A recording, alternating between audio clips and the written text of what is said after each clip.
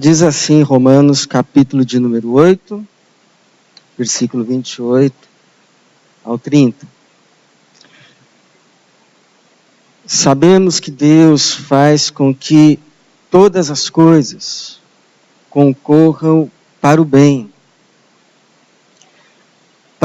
daqueles que o amam, dos que são chamados segundo o seu propósito. Pois os que conheceu por antecipação, também os predestinou para serem conformes à imagem de seu Filho, a fim de que ele seja o primogênito entre muitos irmãos. E os que predestinou, a eles também chamou. E os que chamou, a eles também justificou. E os que justificou, a eles também glorificou. Obrigado, Senhor. Obrigado pela Tua palavra. Pedimos a ministração do Teu Espírito Santo.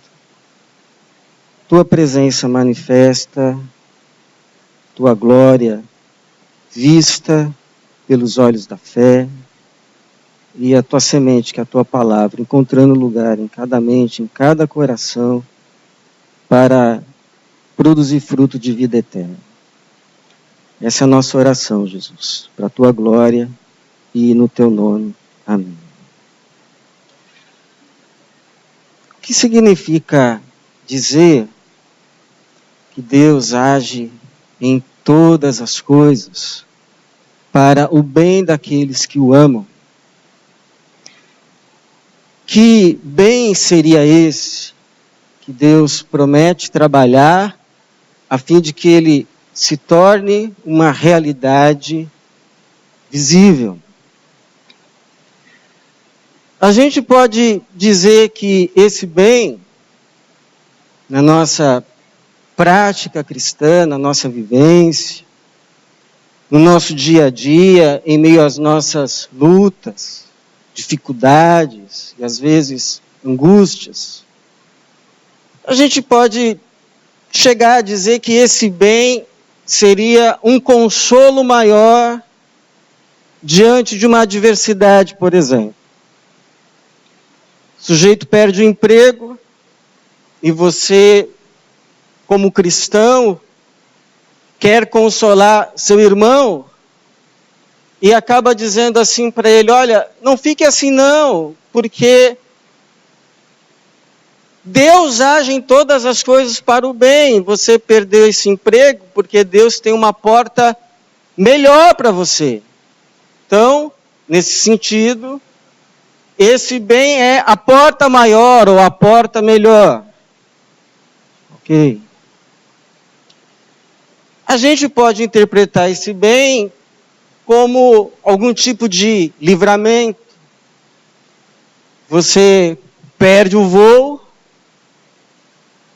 e aí logo diz assim: puxa vida, perdi o voo. Ah, mas não tem nada não.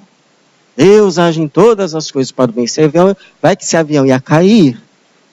Então Deus me fez atrasar para eu não entrar no avião que pode cair. Então, glória a Deus, Deus age em todas as coisas para o bem. Ok? Ou, num começo de ano como esse, nós podemos dizer que esse bem é a realização de um desejo, o alcance de uma meta, o chegar em determinado lugar planejado no começo de ano, e aí em certo momento do culto eu pedi para todo mundo levantar, colocarmos os nossos sonhos diante dele e todos juntos dizermos: Deus vai nos dar a vitória, porque Deus age em todas as coisas para o bem. Amém. Eu não estou dizendo que Deus não possa se dignar, caso queira, a fazer todas essas coisas que nós costumamos dizer que Ele faz, agindo em todas as coisas para o bem. Eu mesmo, na minha experiência, já experimentei muitas dessas coisas. Pude dizer: Deus agiu para o bem. Não é que há males que vêm para o bem, mas que Deus transforma até mesmo males em bem. Posso dizer para você que isso é verdade.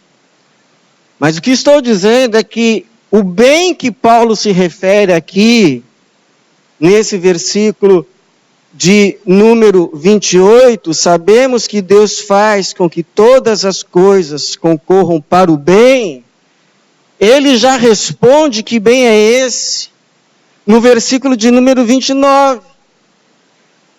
Deus age em todas as coisas para o bem, pois os que conheceu por antecipação, também os predestinou para serem conformes à imagem de seu Filho. Para serem conformes à imagem de seu Filho, a fim de que ele seja o primogênito entre muitos irmãos. Que bem é esse para o qual Deus promete agir em todas as coisas que acontecerem na sua vida.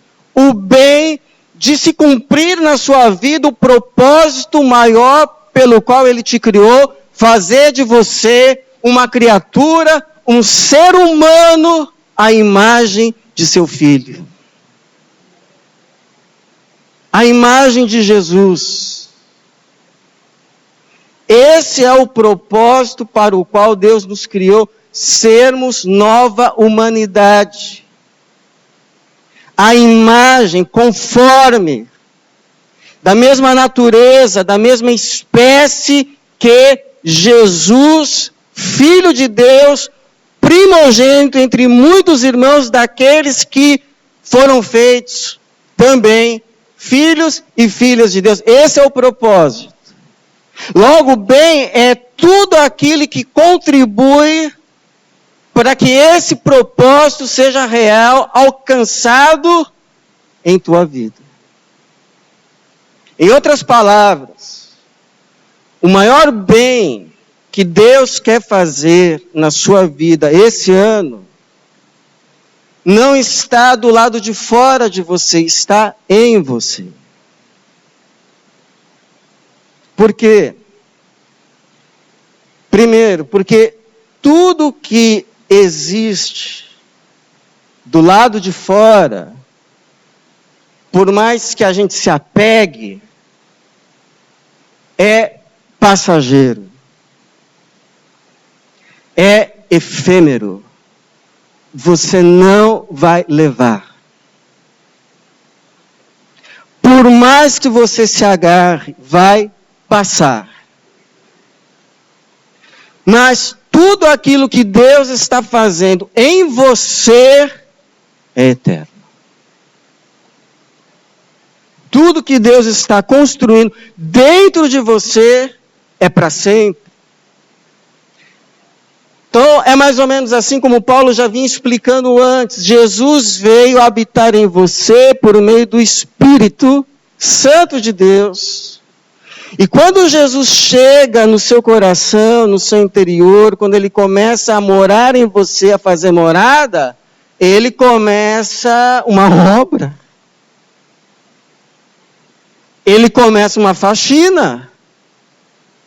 Muita coisa foi colocada lá pelo papai, pela mamãe, pelo professor da escola, da universidade, que não tem nada a ver com ele. E ele começa então a fazer uma obra.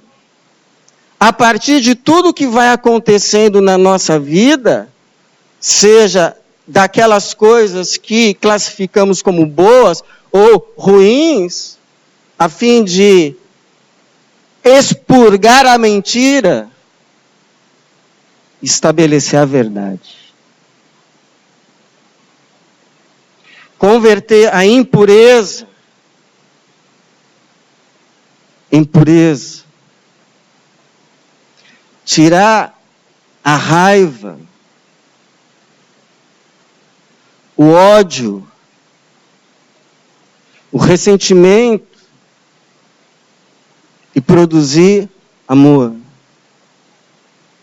E aí, essas coisas que são invisíveis, mas que estão sendo edificadas aqui dentro, por obra dele, fruto da presença dele, lá no último dia, isso vai se manifestar de forma visível e inegável.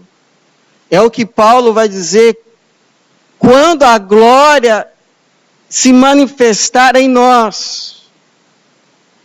Quando Cristo for formado em nós, aqui no versículo de número 18, considero que os sofrimentos do presente não se podem comparar com a glória que será revelada em nós.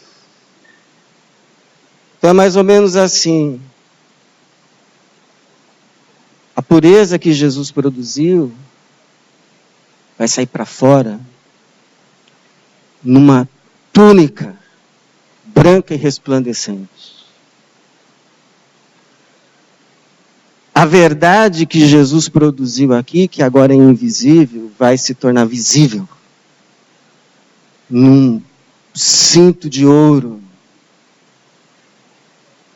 O amor que Jesus produziu aqui e hoje é invisível, vai se manifestar de forma visível numa coroa de diamantes. E quem olhar para você nesse dia vai dizer: isso é obra de Jesus. Isso é obra de Jesus. É como uma vez chegou uma irmã para mim, e a angústia dela, que ela carregava até o presente dia, é que ela não sabia, até hoje, se uma decisão que ela tomou lá no passado foi a melhor decisão que ela poderia ter tomado. E ela vivia angustiada com essa incerteza até aquele dia. E aí a única palavra que Deus me deu para comunicar a ela naquela hora foi a seguinte: irmã, olha, se essa decisão que você tomou no passado foi a melhor ou não, isso agora pouco importa. Pouco importa. O que importa mesmo é o que Deus fez na irmã a partir daquela decisão. Porque tudo que está do lado de fora da irmã é passageiro. Mas o que Deus está fazendo na irmã, com tudo que deu certo ou errado na vida, para o bem, é eterno e vai nos acompanhar para sempre. Então, tudo fica relativizado a partir dessa verdade. A questão é: qual é a pessoa que você está se tornando com tudo que tem acontecido? Segundo, a maior obra que Deus quer fazer na nossa vida esse ano não está fora de nós, mas em nós. Porque nunca haverá céu do lado de fora enquanto não houver céu do lado de dentro. Entenda isso. Nunca, nunca, nunca vai haver céu do lado de fora enquanto não houver céu do lado de dentro. E você sabe, eu já disse aqui uma vez, várias vezes, que se Deus nos levar assim, do jeito que a gente está hoje, para o céu, a gente vai, por exemplo, sentir tédio no céu. Gente, não tem nada para fazer nesse céu. A gente vai ser capaz de sentir inveja no céu. Por que a coroa do fulano tem mais diamantes que a minha? Por que Jesus vive com esse tititi aí com Tiago, Pedro e João, hein? Toda hora que eu olho, está lá, Pedro, Tiago e João. E que é que Pedro, Tiago e João têm mais que a gente? A gente ia competir no céu. Uma vez um irmão chegou para mim e disse assim, pastor, eu não gosto dessa ideia não, que vai ter um monte de gente no céu. Como é que eu vou ficar sozinho com Jesus? Queria ficar lá, eu e Jesus, mas com aquele monte de gente. Quer dizer, o irmão quer uma sala VIP, só ele e Jesus. Então, perceba como as nossas concepções de céu, na verdade, são bem mundanas. Se não houver céu do lado de dentro, nós nunca vamos nos sentir no céu, ainda que estejamos nele. É por isso que Jesus não ensinou a gente a orar assim, Deus nos leve para o teu reino, mas ele ensinou a orar, Pai nosso que estás no céu, santificado seja o teu nome, venha o teu reino. E a primeira parte dele já veio, que é o Espírito Santo, produzindo em nós o fruto do Espírito. Como Paulo vai dizer aí no versículo 23, nós quem temos os primeiros frutos do Espírito. Terceiro, a maior obra que Deus quer fazer em nós esse ano não está fora de nós, mas em nós. Porque sem a presença dele, sem Jesus na nossa vida, até o melhor fica pior. Por exemplo, os fariseus do tempo de Jesus eram pessoas com as melhores das intenções. Paulo mesmo vai dizer que era gente zelosa de Deus, extremamente zelosa, para não dizer os mais zelosos, reconhecidos pelo povo da época como os puros. Eram pessoas que eram tão zelosas das coisas de Deus que eles chegavam a dar o dízimo das sementes, do cominho. Eram pessoas com consciência missionária. Eles trabalhavam para a conversão, para fazer prosélitos. E que procuravam seguir a lei de Moisés nos seus mínimos detalhes. Por exemplo, Deuteronômio capítulo 6, que Deus diz ali para escrever a palavra dele nos batentes das portas, colocar nas testas e nos braços. Eles faziam literalmente com os filactérios, em que nos momentos das orações eles colocavam na testa ou no braço, e outros talvez até mesmo fora dos momentos de oração. Mas ao fazerem tudo isso, sem o Espírito de Jesus,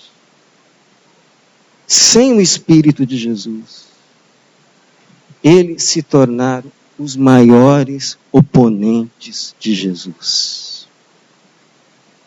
Os maiores oponentes do Filho do Deus a quem eles diziam servir. De modo que Jesus, não por outra razão senão amor, precisava dar uns chacoalhões, palavras duríssimas de Jesus, àqueles que se consideravam os mais zelosos das coisas de Deus de sua época. Jesus precisou dizer a eles: o vosso pai é o diabo,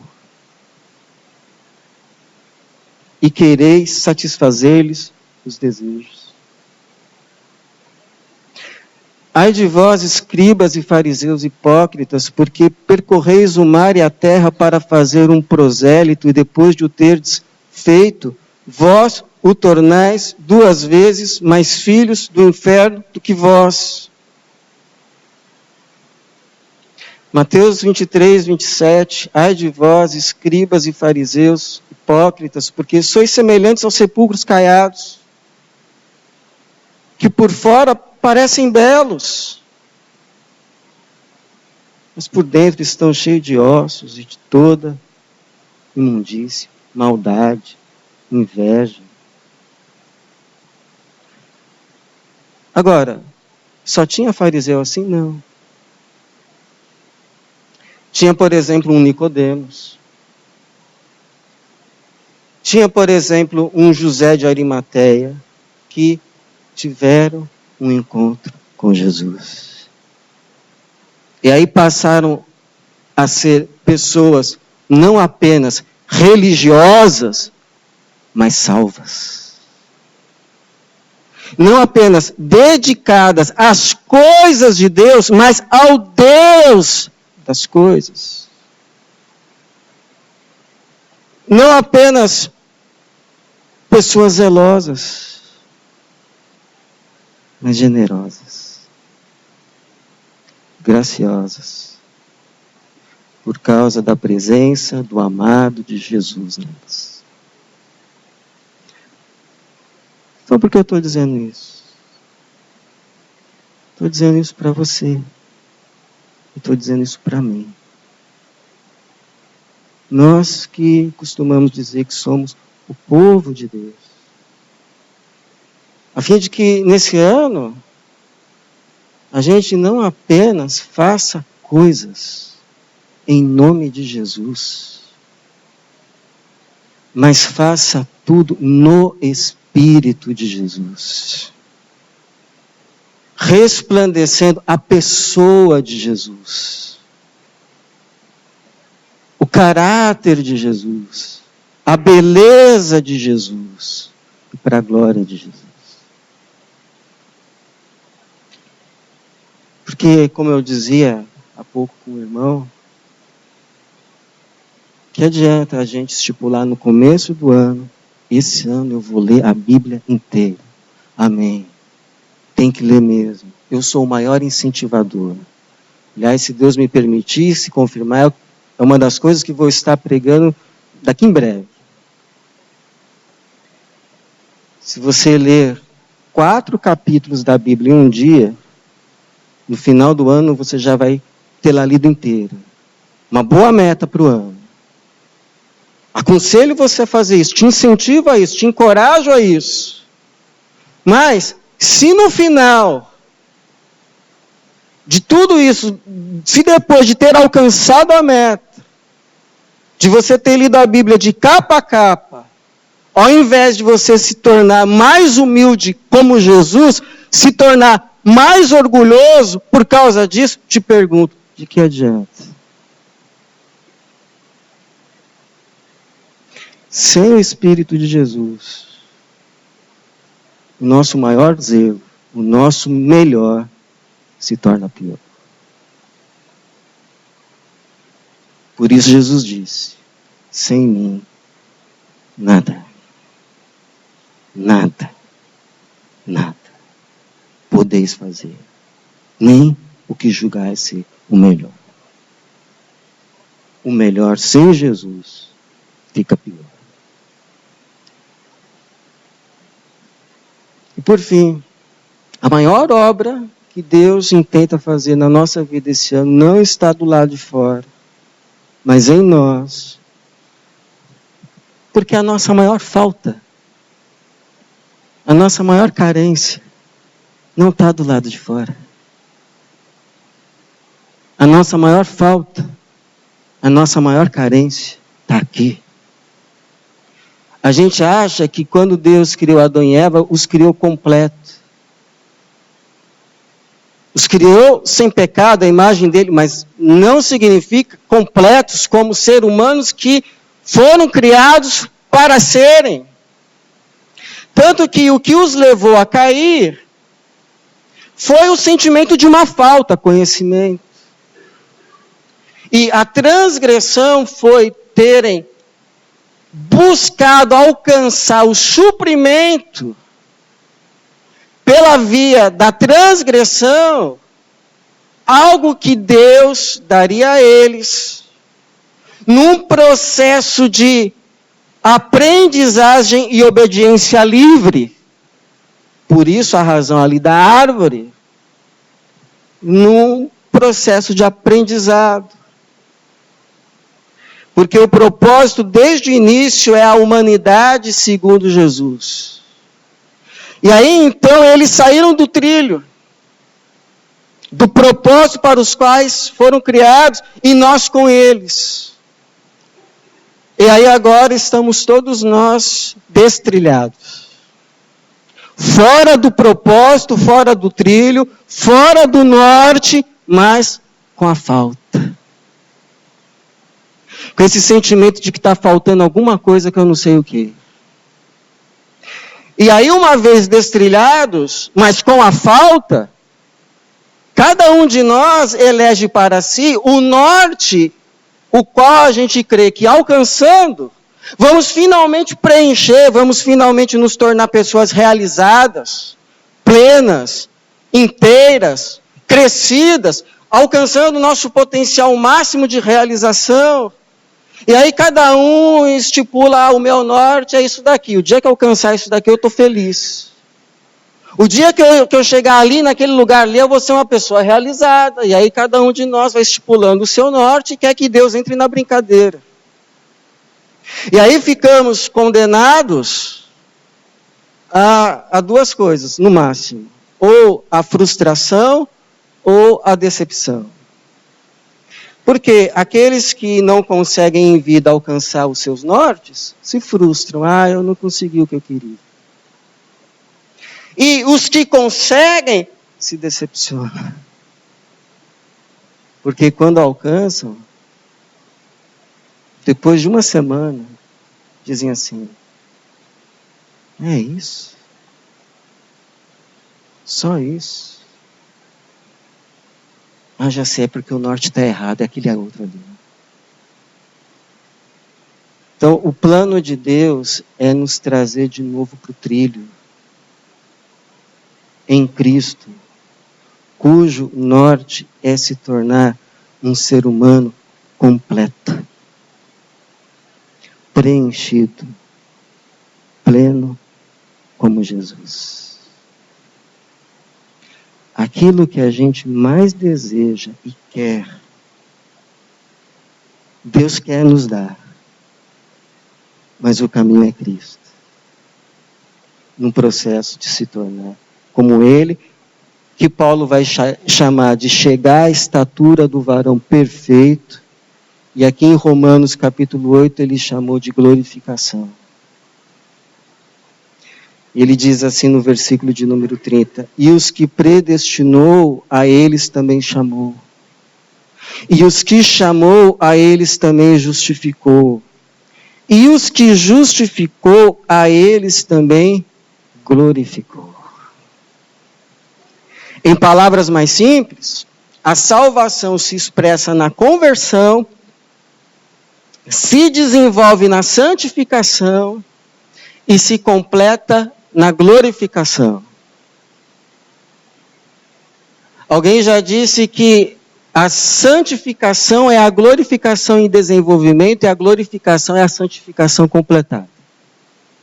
Porque ser salvo não é apenas ir morar com Cristo, mas é se tornar um ser humano completo, pleno, crescido como Cristo.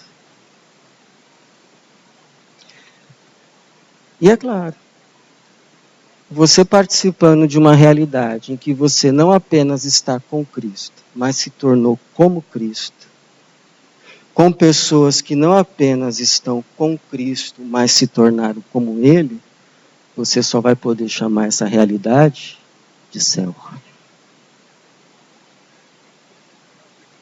Por isso que eu tinha um pastor, ele dizia assim, que no céu vão haver copos maiores e menores.